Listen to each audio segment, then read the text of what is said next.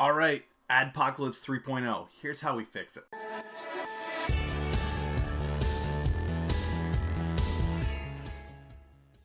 Welcome back, ladies and gentlemen. I'm Dan from MillennialMotivator.ca, helping you learn how to create, engage, and inspire.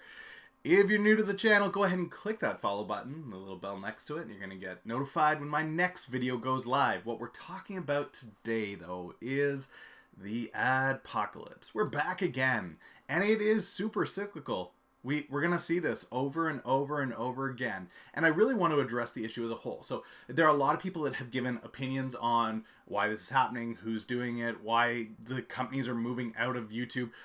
There's a lot of talk about it. I'm more focused on what the solution can be for YouTube and also for us as creators, especially smaller creators. So sit back, enjoy, and I'd love to hear your comments down below about what you think in this situation. Okay, first and foremost, what happened here? From everything that's going on out there, a lot of people are just throwing out a lot of conjecture as to what happened. And the reality is this: there are massive trolls of people, and we're talking the worst kind of people on the internet, that are going into videos that have suggestive younger content. So whether it be children or young teen girls, and they're going in and they're tagging portions of videos that are not necessarily sexual, but at least these trolls are finding them erotic in one way or the other. And that's a big issue. With that, a lot of the brands that were major contributors, so Disney and Nestle, these are brands that associate themselves very closely with families and children. They saw this as a major risk to their brand, and so they pulled out their ad dollars. Immediately, YouTube did what YouTube does, and they overreacted, and now they're trying to kill a fly with a hammer. The reality is that's probably not the best way to go. So let's start this off with, now that we know that the problem was, we've got a bunch of very toxic accounts that are doing something that is not necessarily dangerous, but definitely skeezy and unappreciated. And as a result, you've lost your brands. Let's talk about what YouTube can do to fix that. Okay, so here's the heart of the issue, YouTube. You've got two groups essentially, okay? On the one hand, you've got your creators. On the other hand, you've got your advertisers. Now, out of these two groups, your viewers are coming to watch which group? Clearly the creators, right? Now, the problem with this is, if the creators feel slighted, they're going to leave. If the creators leave, you are now no longer having quality content created on the platform. The result of that will be a larger exodus of advertisers, and essentially it will continue to flow like that. More creators leave, more advertisers will leave, the brand will decline.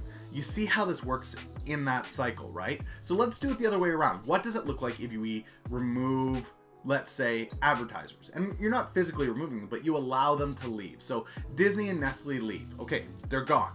Creators continue to create the way that they do. Fantastic. Are new advertisers going to pull in to get their product in front of the eyes of millions and millions of viewers every day?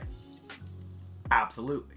Now, that being said, I'm not discounting the problem whatsoever. I completely understand the problem, and I understand what the issue is. However, again, now when we're facing this problem, it seems as though you've muddled the issue as to how to deal with it, and that's what we're going to address next. So this current problem, it's not between the advertisers and the creators, it's instead between the creators and the commenters. Now, this seems like a very, very clear issue, and I'm not blaming all viewers as a whole, but the reality is YouTube has come in and said there are commenters that are coming into chats causing a potential safety risk and at least a detrimental risk to a young, sensitive audience. All right, no problem.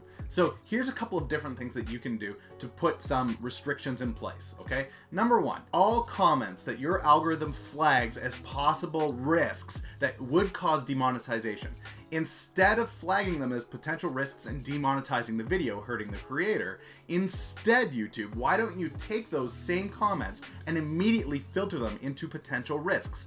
As a creator, I know in my studio, I have a tab for comments.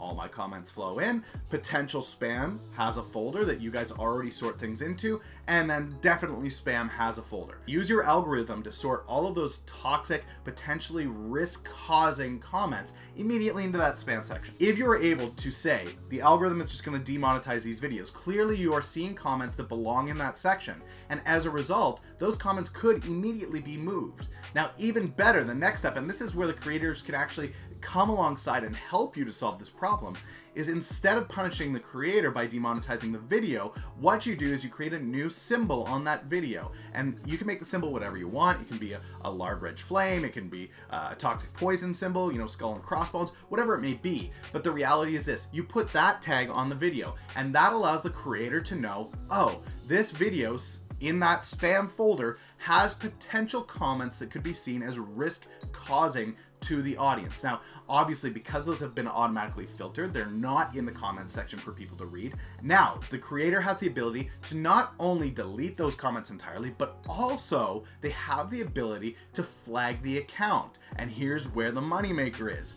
Every creator that consistently does this is going to help you remove those accounts that are causing risk and harm on the platform. Do you understand how that works? How simple that is? Your algorithm is already flagging the comments that you see as risk. All you have to do is, instead of punishing the creator by demonetizing videos, instead you filter those comments into a section that flags them as toxic, poisonous, or dangerous. And as a result, the creators immediately have a tab they can go to filter those comments, flag those profiles, and delete the comments forever from their channel. How powerful and simple is that solution compared to what you're doing right now? Right now, the current backlash that you have caused with this solution is advertisers have left the platform because they don't see you able to manage the risk. Creators are frustrated, upset again with another adpocalypse, because this is another iteration of YouTube's inability to realize the problem isn't the creators. The problem is really between YouTube proper, you guys, and the toxic people within the community. There's so many wonderful people, viewers in the community, but those few toxic people are gonna destroy your platform, and the solution that you're creating isn't addressing that issue. All right, guys, that's the YouTube side of things. Let's get back to the creators, especially as a small creator.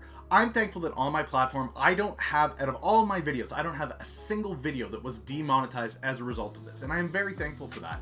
But the reality is, most of my videos are just me doing this, talking about business. Very rarely, if at all, are there children mentioned. Now, that being said, there are lots of great channels out there that have family content. They have kids doing amazing things. I know my own daughter has a channel where she draws.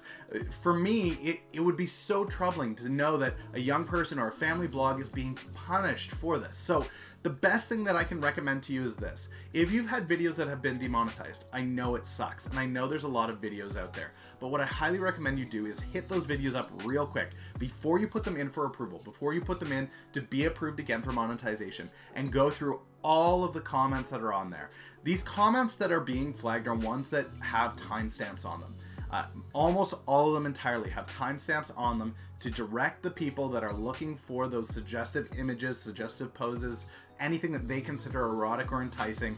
They have timestamps. So make a point to go through your comments that on the videos that have been demonetized, and very quickly remove those people, flag their accounts, and mark it as spam.